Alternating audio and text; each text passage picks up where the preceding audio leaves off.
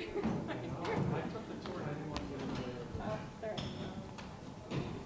Scott and Julie, you guys are at this table so you guys can sit together. We need 2 people out there, and then there's going to be 2 people on each end sitting in the theater seats there. We're going to By default. Hey, Jeff, I figured you guys didn't mind being on the First time in, right? Yeah, very cool. Very cool. This is a great idea to slide it out. Yeah.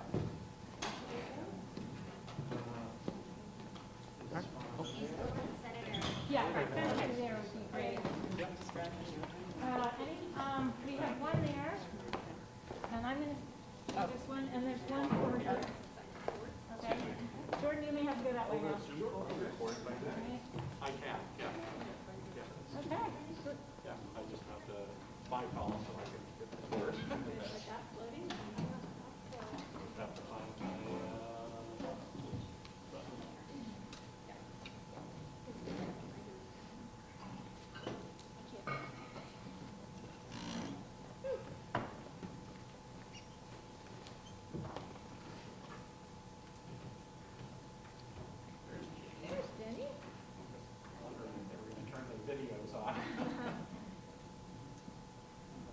Well, thank you very much, Nikki, for the wonderful tour. It is truly a beautiful venue, and I can see why Van and Steve were so interested in retaining it as a theater. It's unfortunate Van didn't ever get to see it. No, he never got to see it. I thought maybe we could start by asking everyone to introduce themselves who hasn't already, because everybody looks different in a mask. Yeah. And I'll have you begin. I'm Andrew Pinard. I run the Hatbox Theater, a little 100-seat performing arts venue here in Concord. We just closed our 5th season last night. So thank you for having this. Thank you. Senator Tim Sink with the Greater Concord Chamber of Commerce. Thank you for coming. I'm Kathleen Cavallaro. I'm the Executive Director at the Secret Secretary Theater and Arts Convention. I frequent the rec often. Joe Gleason, Capital Center for the Arts, Assistant Executive Director. Nikki Clark, Capital Center for the Arts, Executive Director. I'm Scott Harris. This is my wife Julie. We own and manage 2 buildings at Holland Dairy. I'm Jordan Turtle-Wysocki. I'm a local musician and band leader. Hi, I'm Ethan Mullaney. I'm the producing artistic director of the Weather Vane Theater in Whitefield. Thanks for coming. Thanks so much for being So I'm Michelle Cota, I'm Senator Jeanne Shaheen. Yes. And on the screen, Jenny. Sound. Jenny, Director of the New Hampshire State Council on the Arts. Thank you. And as you can see, we have someone from WMUR, I think. I don't know if they are on right now. And Lisa? Not sure who that is either. Yes, Lisa with New Hampshire Business Review. Hi. Good. It's nice to be able to see you. And Alan is with my office. Is that you, Alan, or is that Sarah? Whoever you are, you're muted. But trust me, whoever that is, they're with us. Okay. Well, so thank you all very much for taking time. There's Alan. For taking time to join me to talk about how we're going to retain the creative economy in New Hampshire and all of the wonderful venues that you all represent and the entertainers that you represent here. You know, I remember back when I was governor getting the first report on the creative economy in New Hampshire and how impressive it was to see the economic contributions that our theaters, our entertainment venues, our artists provide to the state. And it's not just critical in terms of the economy, but to the quality of life that we all enjoy in New Hampshire. And as I think about what makes this such a wonderful place to live, it is the fact that we have access to all of this entertainment, these venues, the people who, like Jordan, who spend their lives developing their talents so we can all enjoy them. So it has been very distressing to see the impact of COVID on all of you folks and so many other people, and to think about what we could do to provide some help. As Nikki says, the PPP program has been generally helpful to small businesses, and most of you are small businesses. But as we know, that's run out. We're trying to get a second round, but it's not clear what will happen there. There's also some legislation that you're probably aware of, Save Our Stages Act, which would be very helpful if we could pass it. There is also legislation to provide for tax credits for venues that have sales that they have to refund.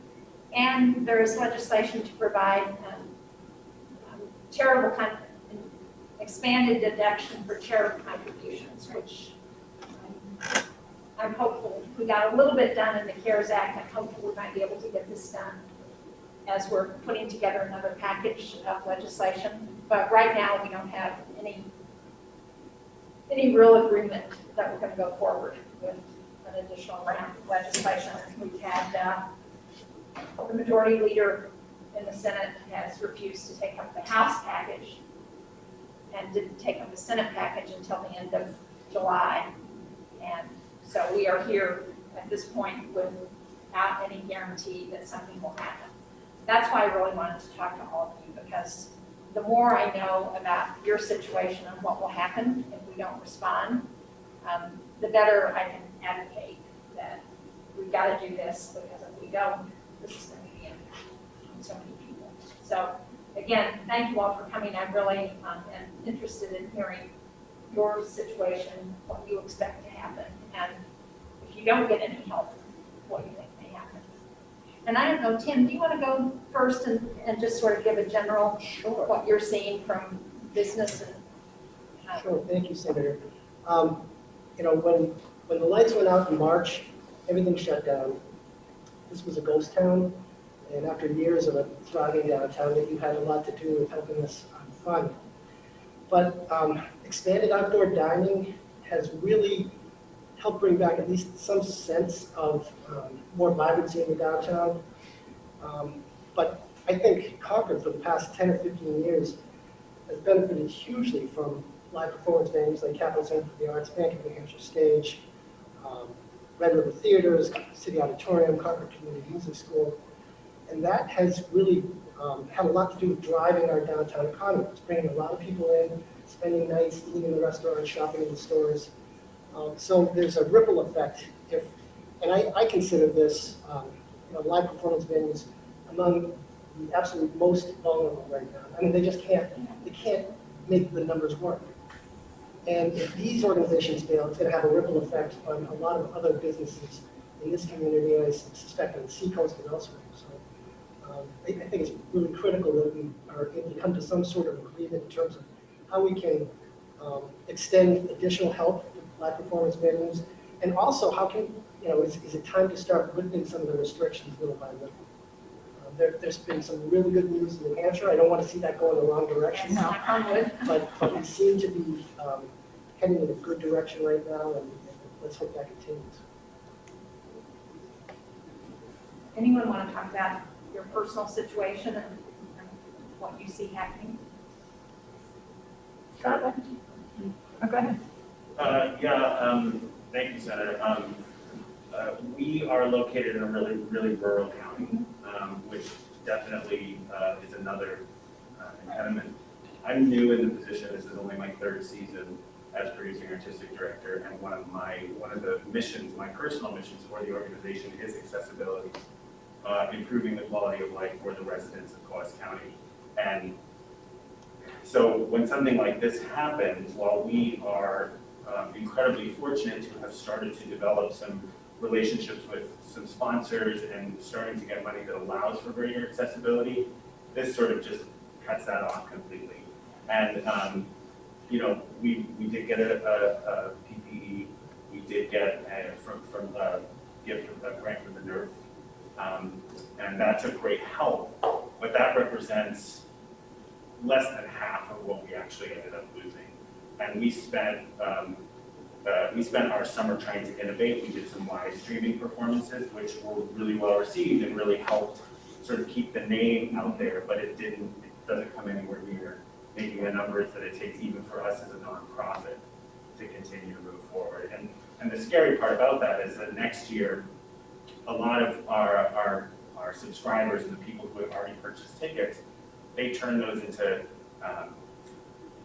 vouchers that they can use in future seasons, which is great, but that's no income coming in next year. And that is really, that's a scary thing. We know we're going to retain them. We know that when we get to the other side of this, they'll come through the doors again.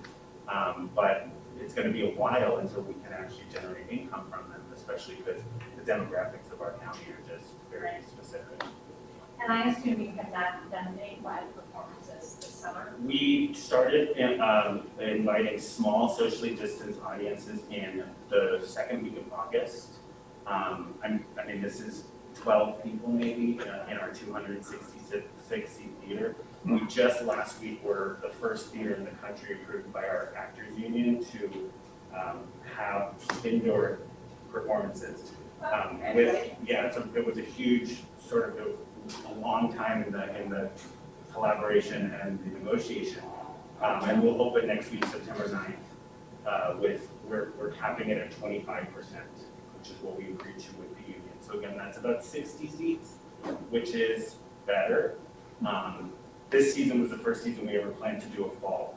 We usually just do July and August. That was something that was planned before. Also, just by coincidence, we happened to put in a brand new HVAC system that cost us $90,000 that was planned pre-pandemic, and so that's a scary proposition as well. But luckily, that was sort of the game changer because now we have, top of the line sort of air purification capabilities. So. Okay, so what's your first production going to be? We'll shop before next Wednesday, yeah. Then we're all invited out. Yeah, of course. Come on down. We've got 60 seats to fill. So. Good. Well, that's, the point you make that I'm sure everybody can echo is that when you lose the revenues this year, you're expected to operate for a whole year and a half, really, basically, until you can start making money again. And that's huge. Not a lot of businesses can survive that. Right. Jordan, you want to talk about it from a Sure. creative point of view? Yeah, thank you for asking. So, those of you who don't know me, I'm a fiddle player. I've got my own trio, and I work with a number of other bands as well. Primarily here in New Hampshire, I've been performing here since I was a kid. I actually, when I was a lot younger, I performed at two of Senator Jeanne's gubernatorial inaugurations. All right, yes, very well. We're very good. As Nikki mentioned during the tour, one of our biggest shows of the year was going to be our St. Patrick's Day extravaganza right here in this room, on this stage, on March 14th. And as you all recall, March 14th was the day that the plug got pulled, and so that did not end up happening. That kicked off, at first we thought it was only going to be a few weeks of complete cancellations. We had at that point probably 6-7 shows a week booked through the March season. All of that evaporated immediately. And then, it started to get scarier and scarier as we moved forward through the months. And I wake up every morning with a stomachache knowing that as soon as I checked my email, there was just going to be a list of venues very apologetically saying the same thing. We're so sorry, we have to cancel the show. And what that translates to is you're not going to make any money.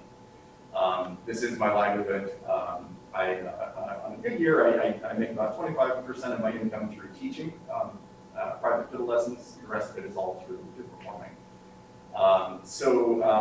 Basically, to make a long and kind of predictable story short, at this point, even after factoring in a lot of different types of aid, and I'm very grateful to have been able to take advantage of the PPP loan and a number of other options. I've sort of combined to try to piece things together and pay my mortgage.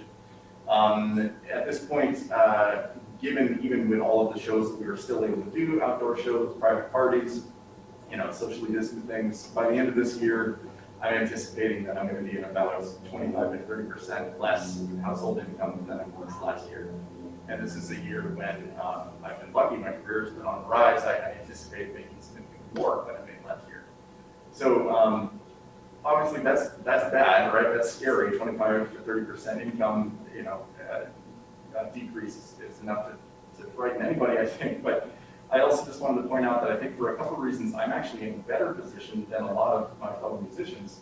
One of those reasons is that I am able to teach remotely. Not all of my students want to learn an instrument through a laptop, but several of them have continued, so there is some income continuing there. And also, we don't really do the bar and pub scene anymore, and that's the bread and butter for a lot of musicians. Instead, we sort of replace those gigs with weddings and private events, most of which have been canceled or postponed.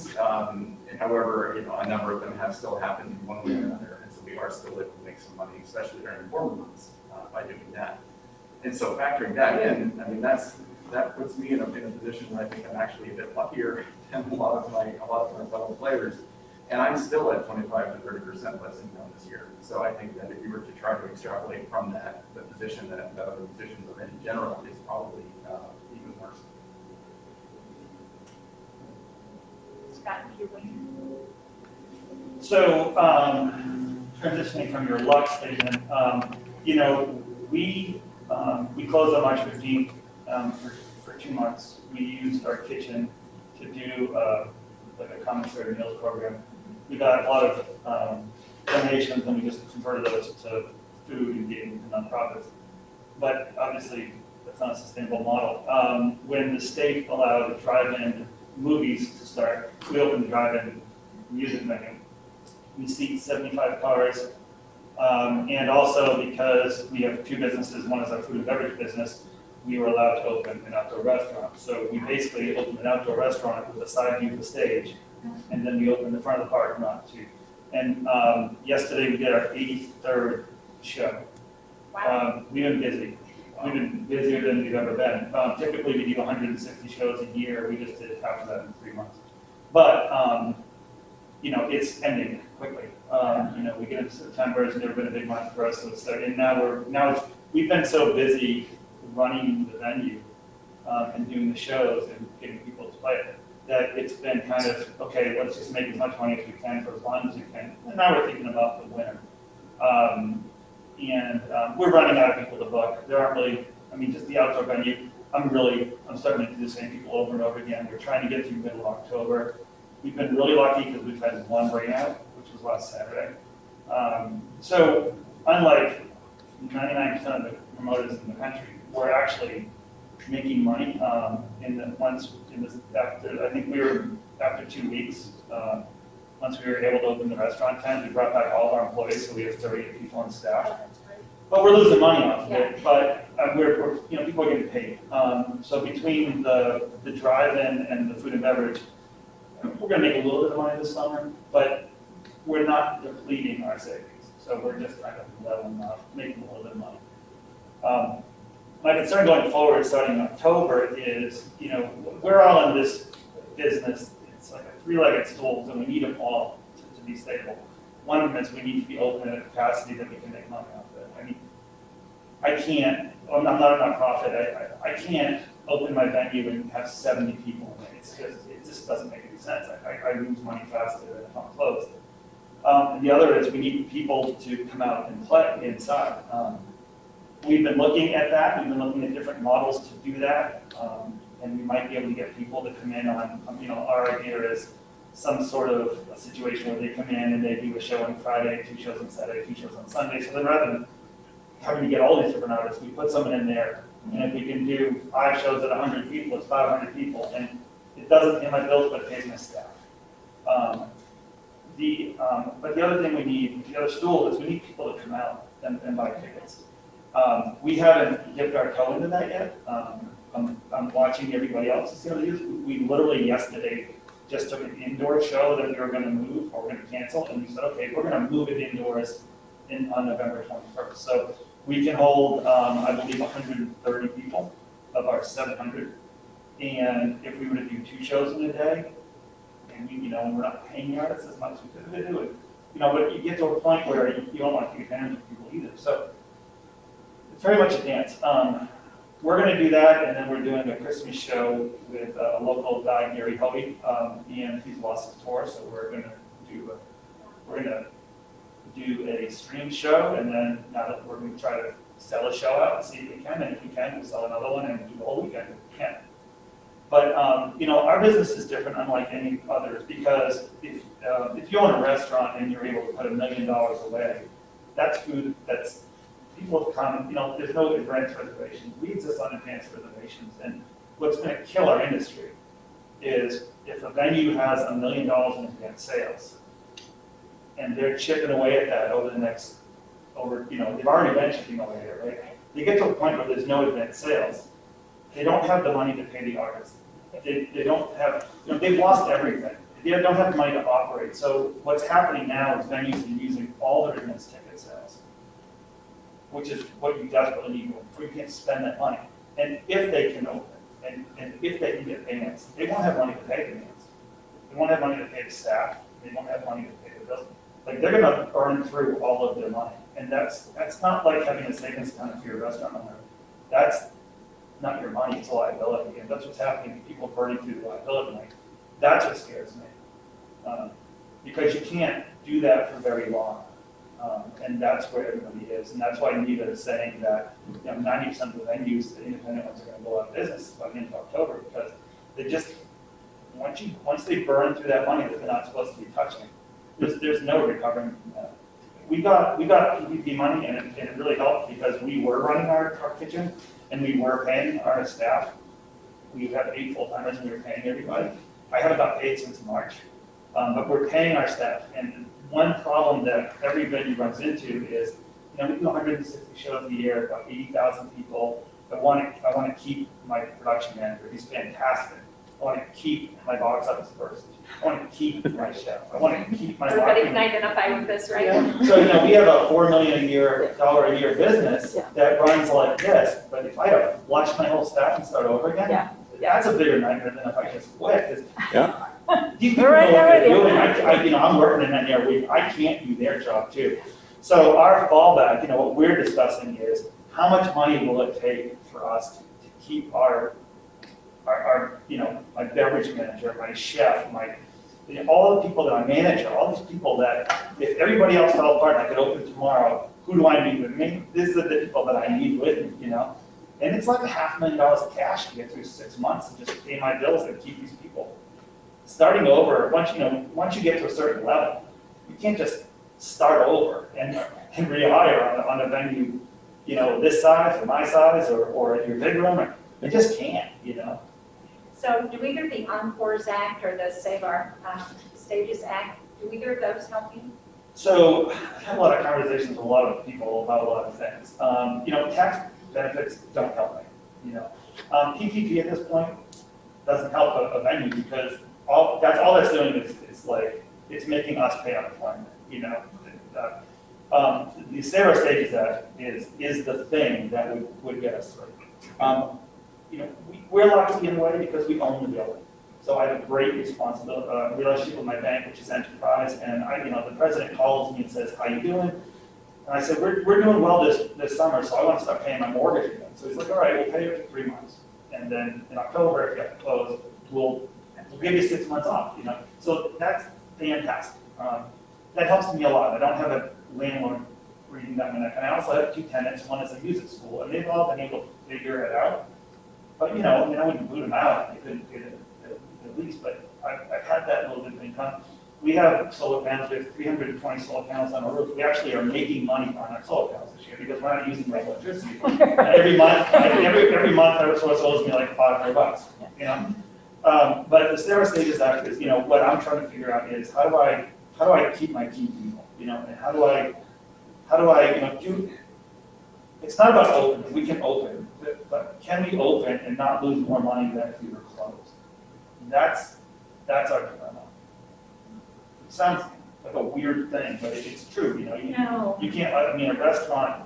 Restaurants that say are open at 100%, they're not. You can every other booth 2 weeks ago, it's still every other booth. So there's all that kind of people keep coming up to me saying, "Oh, you can open at 50% capacity." We can't. Most people aren't making money at 50% capacity. No, and we could because we have 2 different. It's like this, we have 700 and we have 514 depending on tables or rows of chairs. So we can get creative. Artists will work for a little bit less, but I don't know a lot of people that want to put 12 people on a tour bus and go drive around the country. Yeah, that's- It's just not happening. And when we have artists on our stage, we'll have 6 people on our stage. And, you know, we had 2 shows yesterday, we both sold out, it was fantastic. But, you know, we have these rules and they have these rules, and they came in and, you know, when they were on stage, we stayed inside. And then when they were done, we came out. And, you know, that gets harder when you go inside. You know, they brought an RV, they stayed in the RV, they didn't use our rooms and stuff. So. Well, it's clear, the most important thing to do is to address the coronavirus. I mean, that's what we really have to get rid of, so that we can bring everything back, but those are the longer. Yeah, barring that from happening right now. Yeah. But it's true, I mean, you know, we shouldn't, I mean, you know, honestly, it really angers me, because we shouldn't be sitting here right now. This venue should be 3/4 capacity, I should be 3/4 capacity. We should have, you know, if someone comes in, if one of my staff gets sick, it should be contact tracing. Exactly. It's all out of control now. I mean, you know, there's no way to really deal with it, but that's the conversation we should be having. But, you know, this is the conversation we're having, unfortunately. It's for a different venue. Yes, ma'am. I am celebrating my 30th year as a full-time performer, and I run a venue. So I have a pretty unique perspective because I've played in most of the rooms. I haven't played Tupelo because I'm a one-man act, but I forgive my attire. I came from 3 performances today in Franklin for a Parks and Rec program because they were the ones who were willing to hire. You know, I've been very fortunate in my life to be able to travel throughout the United States and parts of Europe performing. You know, when March rolled around, every booking through the end of the year disappeared with no real option for replacing it. Our theater, which is a little 100-seat venue, and we sell about 7,500 seats every year on 3 nights a week. You know, we went 4 months empty, and we reopened on July 24th with the appropriate accommodations that we could, exceeding the guidelines by requiring masks in the seats. And since we've opened, compared to the same period last year, we've seen an 87% reduction of people who are willing to come out and see shows. And that's based on, you know, we've had 17 performances. So we're not doing the 83 that Scott did, but we've had enough performances to get a sense of what people are willing to come out and see. So we're averaging about 15 tickets a show. And it's not because the content is not good, it's that there is a level of public confidence that is profoundly shaken, not just by the virus, but by the inconsistency and lack of information that they can feel confident in making basic decisions on whether it's safe to leave the house. So as much as I would love to say, I would love to have my venue open to 100%, it's not going to fill until people are confident. You know, that there are certain acts that, you know, if I was having touring national acts, that might be a difference. People might come out to see a celebrity or a band that they've known or whatever. We're producing local programming from local providers. So we were actually well suited to reopen because we have a local talent pool. My biggest concern, and I can echo Scotland, in some ways I can echo Jordan, is that we're going to lose, we've already lost public confidence, and anything we can get our governor and the federal government to enhance public confidence by providing concrete information that's actionable is important, but even more importantly is to lose capacity. One of the things, not audience capacity, but the capability to do the jobs that Scott needs to have for the technicians, the lighting, the artists. One of the things that I've been arguing for the last 5 years is we don't invest enough in developing local culture and really focusing on that. And I think I'm really grateful from, you know, Bank of New Hampshire Stage and Scott bringing people in who are local artists that are now getting a chance to really shine. My hope is that that will continue because that's our mission. I mean, we're not a not-for-profit, we're a little LLC. I haven't gotten a paycheck since April of 2016 doing that business. I've never taken a paycheck because the scale of the business is a cooperative exchange type of a thing, and we're not a not-for-profit. So when we're grateful for the funds we got about 17% of our ask compared to what other organizations organizations got, which was much greater. But we also pay taxes. We have to pay for the overhead. We have to pay, our landlord did not give us they were closed. The mall was shut down for 2 months, more than 2 months, and they still expect to be paid back every penny. So you're located in the mall? we are at the mall. We have a separate entrance, but physically it's the same building. Although we do rent another space in the mall for rehearsals, and now with the mall curtailing hours, we have a venue that we can't use because we don't have access to the space when we need to use it.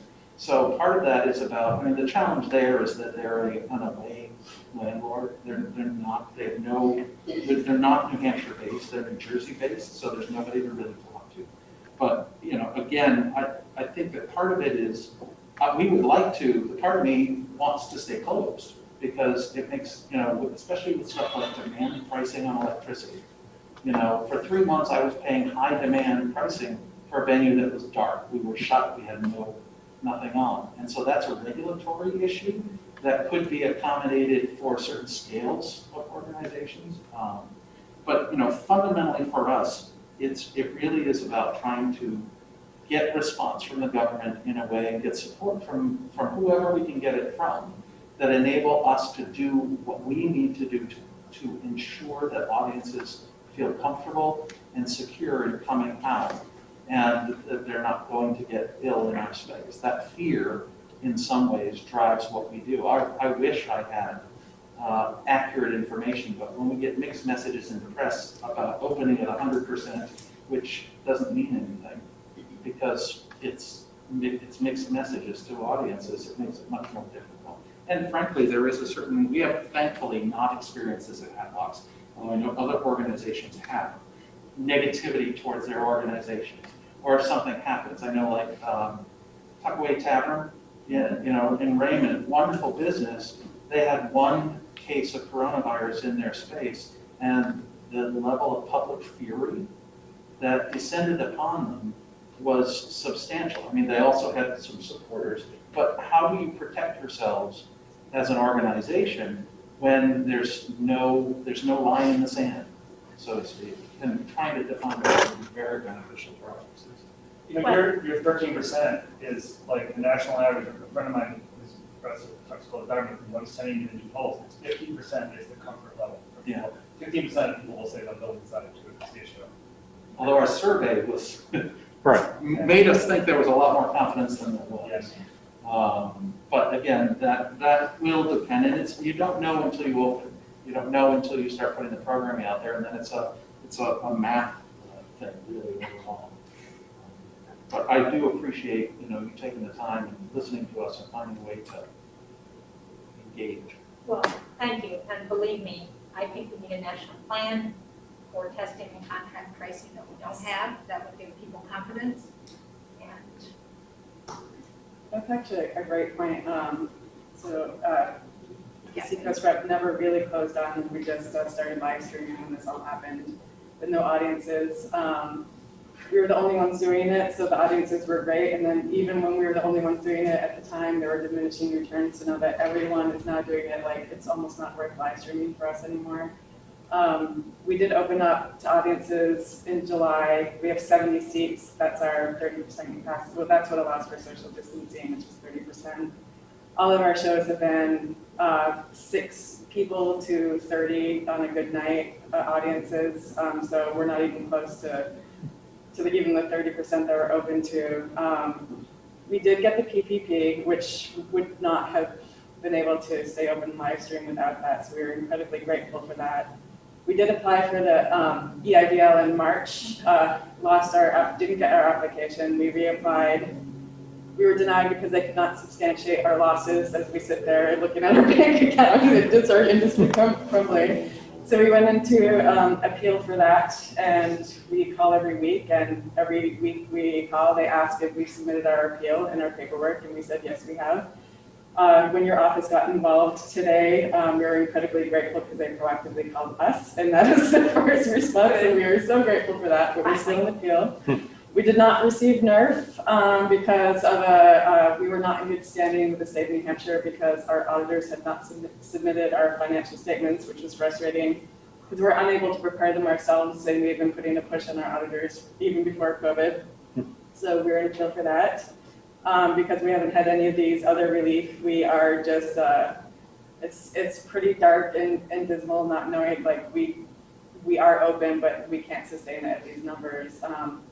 I did work on I was one of the co-founders of Pop-Up NH at the Bridge Street lot in Portsmouth. And I can tell you exactly what will happen to a community because I see it. It's a microcosm at that lot where there's 3 restaurant sheds, a beer garden, we're just adding retail, and then a performance area.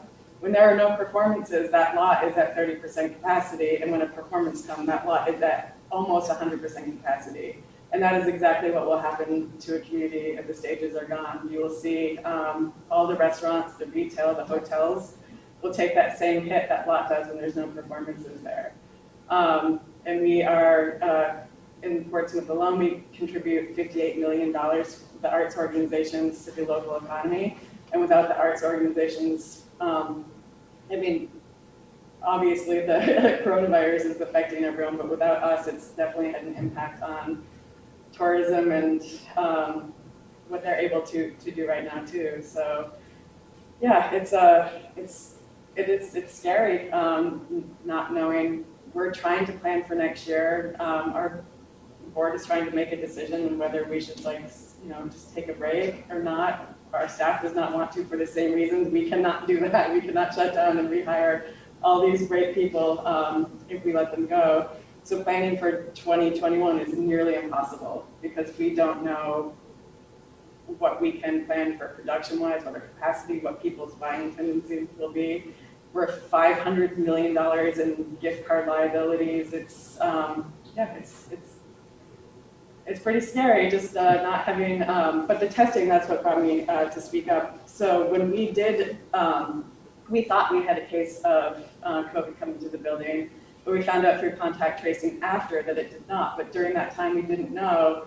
We had to cancel, shut down for 2 weeks and go through everything. And then we, just for peace of mind, we sent everyone to the rapid testing, which was $160 a test. And it cost us about $4,000 just to give our performers a peace of mind. So just even having the ability to get rapid testing for free would be like, that would be something that we would love to see happen quickly too. Yeah. And it should have happened by now. Yeah, I just to jump in, I think the rapid testing is something, I mean, even as we slowly bring things back, I mean, that's the thing you worry about is if something's going to happen and you want to be able to, protect the people that are in your building and working there more than anything. And so I have been hoping you could see that come. And I'll jump in just on the staffing part, because this is the part that I will tell you. Having lived through the Great Recession, where I had to lay off people, which was horrible, this came at me just so hard. And we employ a lot of people, and we had a staff of 22 permanent, full-time, part-time people. And we had to, we have 10 working now, and so there's 12 people, and these are people with families and mortgages and all that. And they're professional people. They are our lighting people, our sound people, our stagehands, our, those people that we had on, regular staff. But then there's 22 other people that were our occasional people. They are the bartenders and the when we have a big show come in, they are the people that are the stagehands that come in, and they work all over the state, not just for our venue. And those are the people that I am most worried about now. Right now, because of the NERF, the 10 of us who've got jobs can keep our jobs and keep working. But those people, I kept their health insurance going until the end of our fiscal year, but at a certain point I had to let that go. And I don't know. Without the $600 extra bump and all that, just kind of hold on to their world is something that really troubles me a great deal, because we are not in this world going to get those kinds of staff people back into our Move on, go to some other state. They'll have to, and we put on very complex, big shows. We need real technical knowledge when those 4 tractor trailers show up at our door. you know, for the big Broadway shows or whatever, there's real talent there. And you know, we had hired, you know, a person to work this building because of all the wonderful new technology that we had, and he's terrific, and I am terrified that he is going to go somewhere else before we can really get him back. But we have no work for him right now. And that triple whammy of we can't, you know, because we're the bigger next sort of size organization, and, you know, similar to the Music Hall and the Colonial and the other bigger venues that bring in more than music acts, you know, the theatrical acts and the things that got a lot of production value.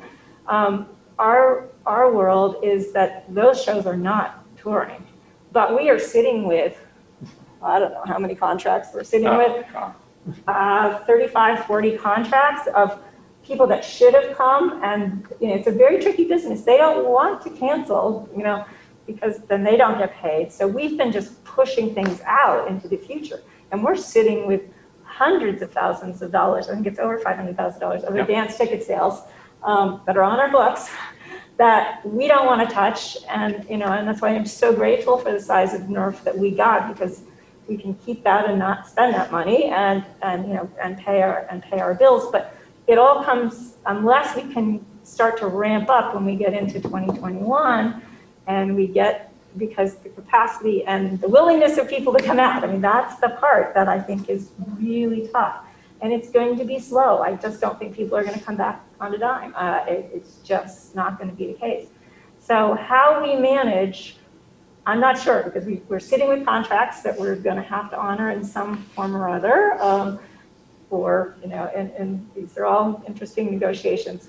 And then we've got the, you know, whether we've been outside, thanks to the Concord Community Music School has let us use their facility and their little stage outside on the park. And that's been great. So we've been able to keep our visibility. But we've only come inside once in this building, and we're starting to very slowly, but you've seen how many people we can sit.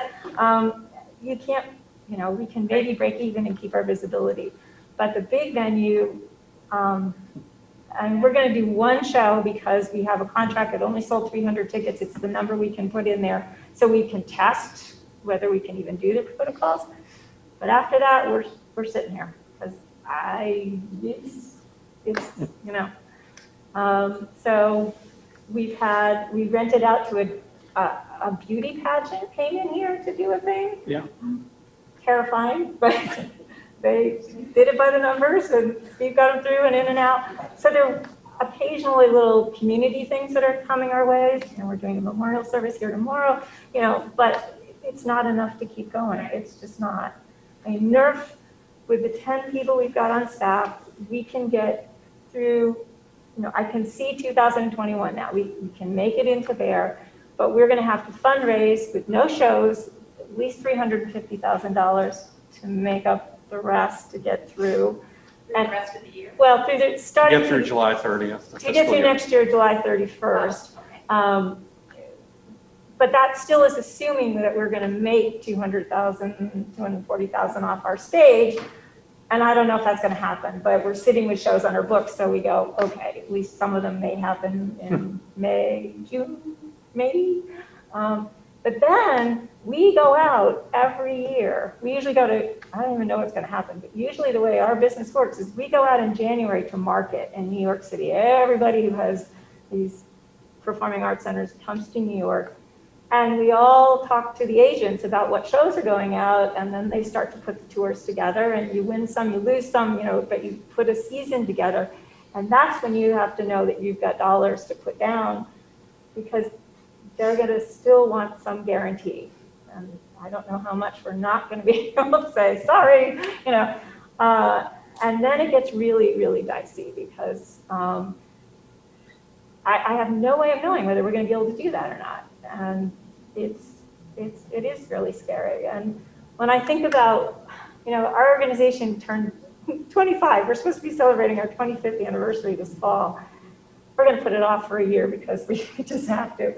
But, you know, this place was built, the Capitol, I mean, the first building was built because a few people said, we're just not going to let another historic, you know, venue be taken down and, parking lot built in there and bring it back. And this community has developed and developed, and the whole downtown has come back because we've invested in this. And to think that this could all just go away it just feels so sad. It just feels so sad because I know what we bring. We bring that delight. We bring that moment when somebody is sitting in that theater going, oh my God, you just have that kind of experience. And whether it's a rock band or a comic or a Broadway show, it doesn't matter. It just brings life and meaning to people.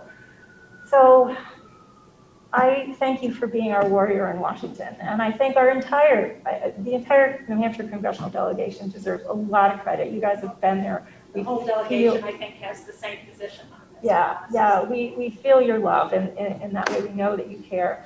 And if we can do anything to, help you, I know we'll be there because I really hope Congress will go for a fourth package. I don't know if it will happen pre or after the election at this point, but it needs to very badly. And for us, I do want to also emphasize the need for we will always, those of us in the nonprofit part, because we only make, on a good year, 70% off our stages and our events. The other is contributed revenue, which we need year after year after year to keep going. And so having those charitable deductions, it is a very big deal. I'm actually optimistic that if we are able to put together a package, we are going to get the charitable deduction because huge. That's got strong bipartisan support. Yeah. So I think there's a really good shot that can happen. Doesn't help Scott, but it definitely helps the nonprofit world. And that gives $4,000 individual deduction before taxes. Mm-hmm. So there's a big incentive there for individuals to do that. Yeah. Can I ask Jenny if you have anything you want to add before we open it up for any other? Actually, I thank you so much, Senator, and thank you for being here with this group. And I'm hearing stories just like this from arts organizations, large and small, for-profit and nonprofit, all around the state. And the need really is extraordinary. And everybody seems to be in very similar circumstances.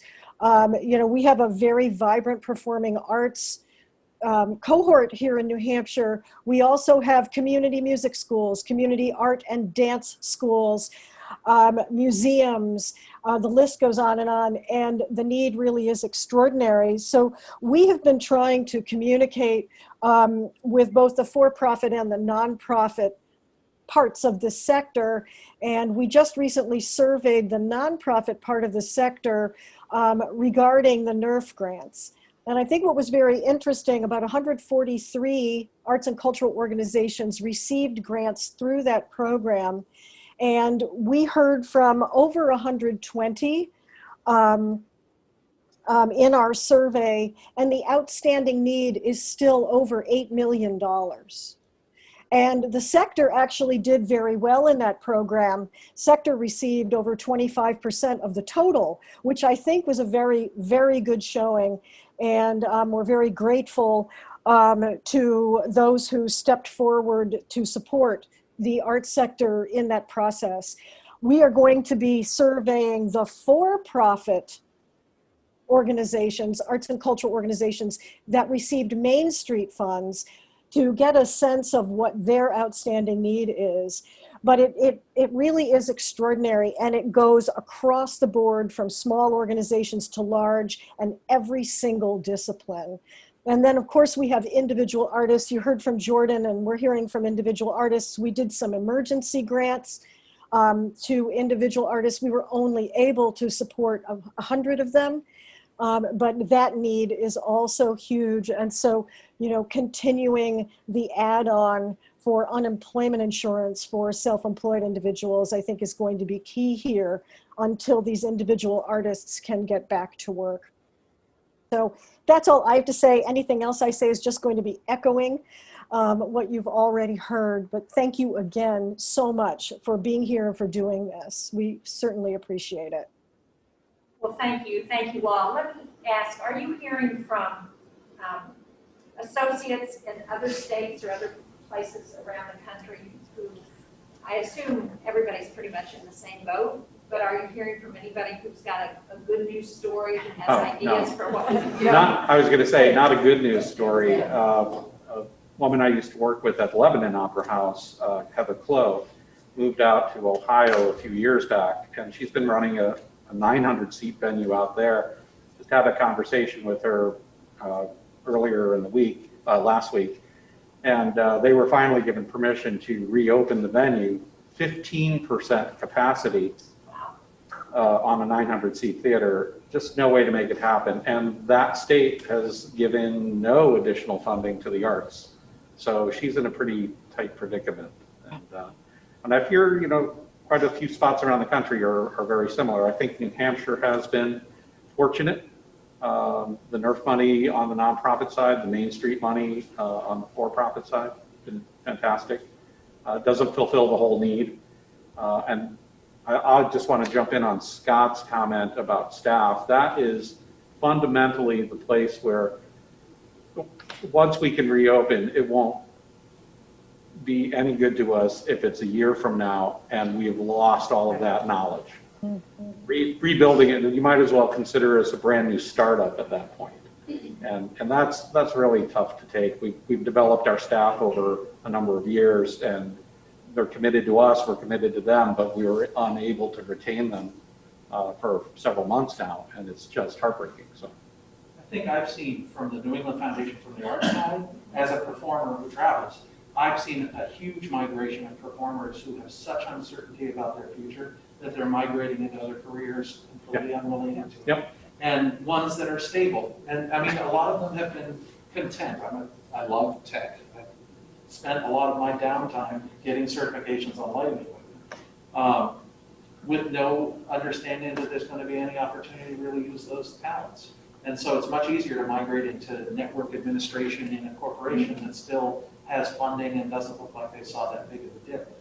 The only other thing that I'd like to advocate for today is for some of the other for-profits and not-for-profits who either were not eligible for funding because of their size or when they started business. I know a couple from the Seacoast who signed a lease for a year on a property to develop a performing arts venue with school attached to it. It was a small for-profit that they were looking to do public-private partnership with other not-for-profits in the area.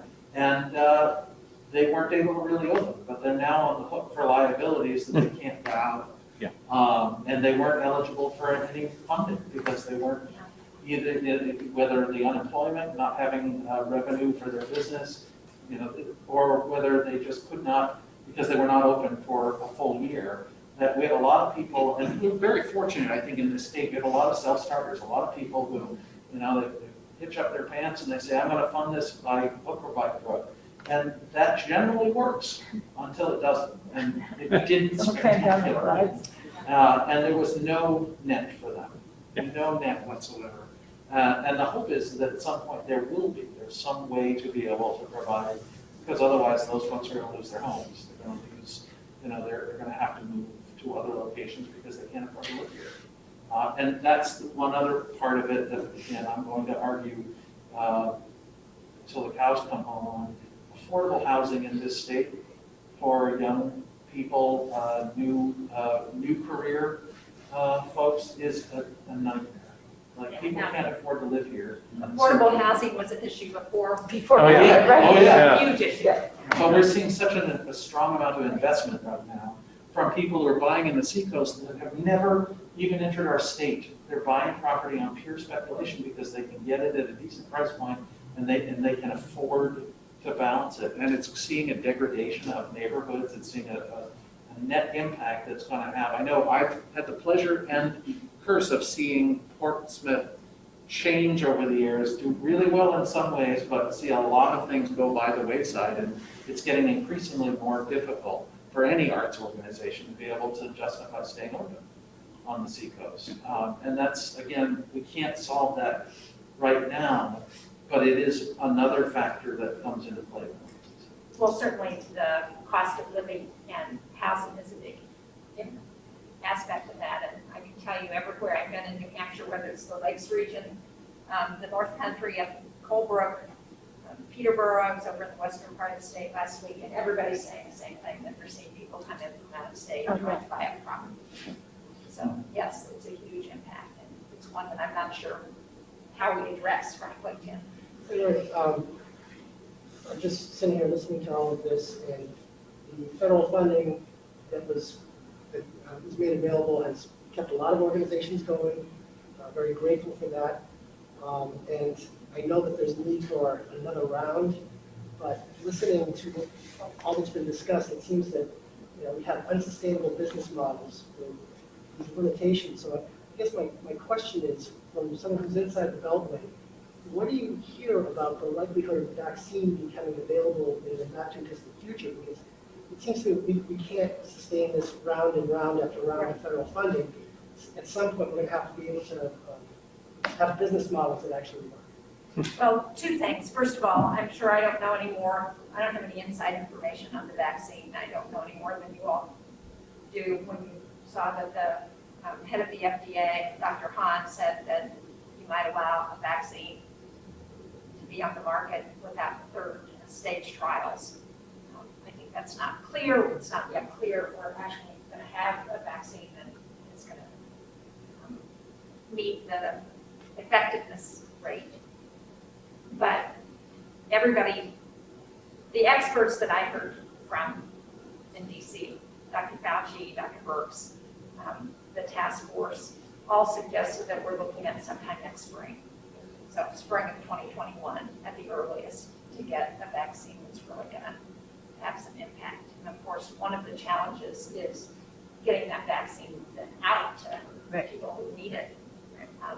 We have Smith's Medical over at Keene is providing syringes for the federal government to try and make sure that they have the syringes to actually do the vaccine once we get it in place, but it's not clear. They haven't released the list of who's going to qualify and what the priority is for that. So that's one challenge. The other challenge, though, is how sustainable is this? Every economist I've talked to, everyone who has come before the Senate has said that the most important thing we can do right now is try and sustain the economy, try and help people who are hurting, try and help organizations, businesses get through this period. That when concerns are raised about the fiscal impact, which I share, their point is we don't want to start dealing with the debt until we have an economy that's moving again. And if we look at the Great Depression and what happened after the stock market crash in the late 20s, it was we took the wrong approach in not investing in the economy until Roosevelt got elected. And it's the same issue we saw with the financial meltdown in 2008. What brought things back was investing in the economy. And so while I don't think we can do that indefinitely, I think we're going to need another round to help people get through the rest of this year.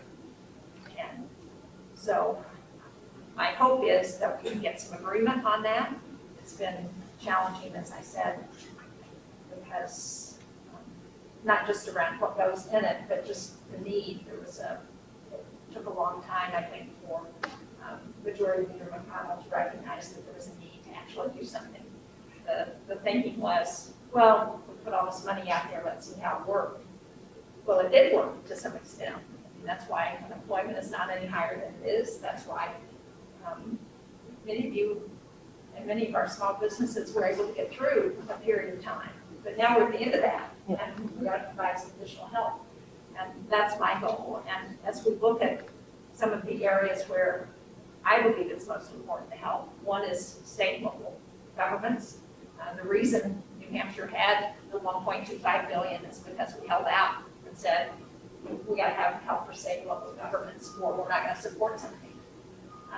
And that continues to be my position. I think it's really important because they're on the front lines, and fortunately in New Hampshire, I think the state has done a good job of dividing that money and listening to input from stakeholders.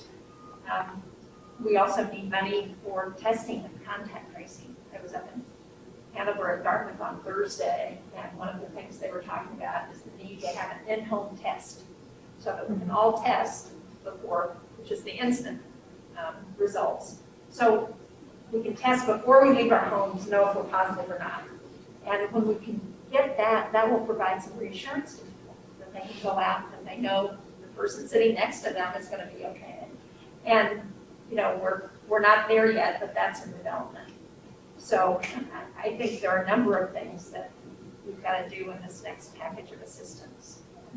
And one is, you know, I believe we need to continue to support small businesses, and that includes our entertainment venues. And so we will be working on that. And if you have, there are associations like Jenny, other arts councils, other state associations, if you all are dealing with folks in other states and can encourage the people you're dealing with to talk to their elected members of Congress and urge them to support getting something done again to help. Anything, you know, I think this is one of those times when the grassroots is really important. There is Lisa has a question, I think. Lisa, okay. Yeah. Go ahead, Lisa.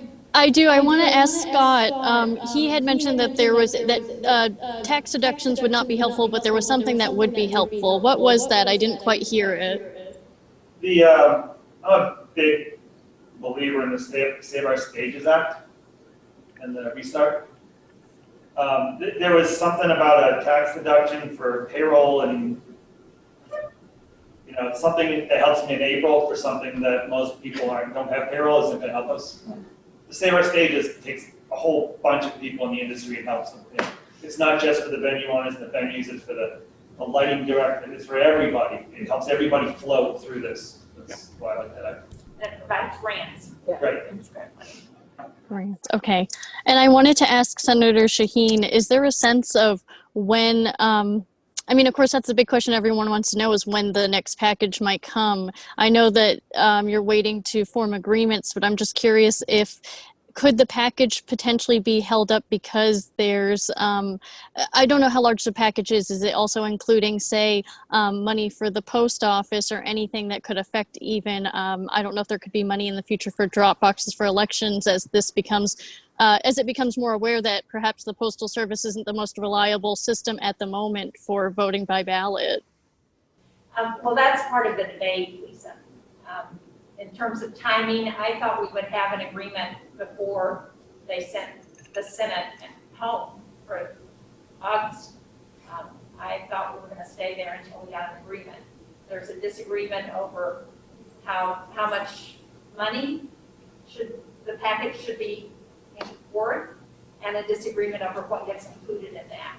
When we passed the CARES Act back in March, there was help for the Postal Service, although it does not prove very helpful, but there was an effort to help it.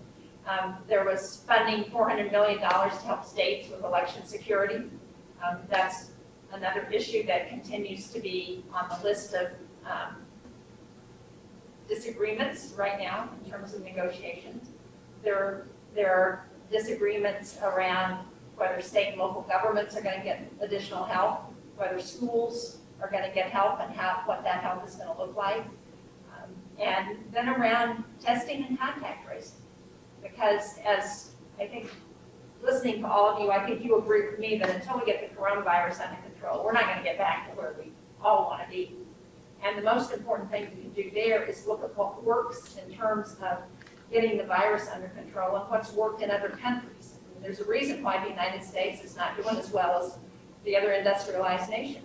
It's because we haven't put in place those measures, those consistent measures, you say, Andrew, that will allow us to get the virus under control. So that is also a stumbling block in terms of the negotiations. So I'm hopeful that we can get something done in September, because I think we've got a lot of people who, whether it's small business owners or people who are looking at the moratorium on evictions ending, and they're worried about getting evicted from their apartments or paying their rent or whatever. We've got a lot of people who need help, and so we really need to see some bipartisan action, I think, in Washington.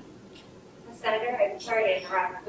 We, we have to get you out. I've been scheduled for a call in 10 minutes. All right. So thank you all. Michelle's giving me the last word. Normally I can go in front of her and be like, No, can't do it from behind. I was watching you going, oh, thank you so much, Senator, Thank for you all. coming. Really, For so being willing grateful. to share your concerns. And again, if there's something that comes up you think we should be aware of, you have an idea you think we should know about, let Michelle know. Call our office. We will follow up on that. Yeah, I would suggest keeping your office connected to what Americans for the Arts is doing, because they really have the network of State Arts Advocacy Network, which is called SAN. So there is a whole network, and I pay attention a lot to that. And we have an organization here. We've actually collectively gotten more organized and are working now through Arts for New Hampshire, which is part of that whole network. So we are trying to pay attention with what's happening in other states. And we are so fortunate, again, to have the delegation that we have, because I know some of my colleagues fight very hard to even get a chance to speak to a senator. So thank you very much. Yeah. It's one of the benefits we have of living in a state like New Hampshire. Yeah, exactly. Where we all know each other. Yes. Appreciate your time.